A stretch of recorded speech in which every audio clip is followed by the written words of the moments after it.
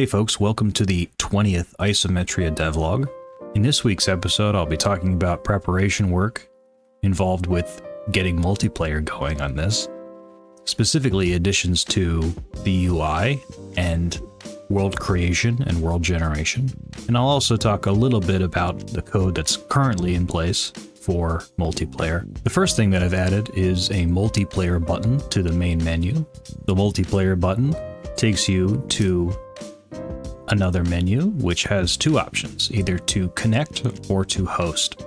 The connect button will take you to the player select menu, where you can select a player and then select a host to connect to.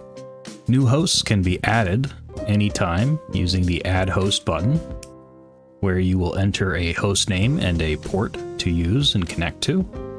When you do this, it will create an entry on the host list that will be remembered for future use.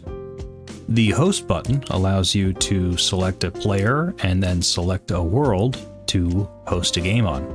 Changes to world creation have also been added, specifically the ability to enter a world seed, which will be any number that can be used to basically create the same world over and over again. This number is assigned randomly when you create a world, or you can change it to anything you specifically desire. Initial networking code has been written. It allows for the connection of multiple clients to a server, and a handshake process has been put in place that allows the server to pass a token to the client and the client to respond to the server with that token to establish a read and a write connection. These connections are threaded and separate from each other so that performance can be achieved in the future.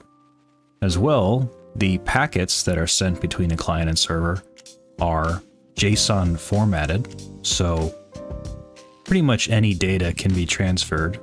Of course, this is all subject to change once implementation is further along in the process, because, again, who knows what might go wrong.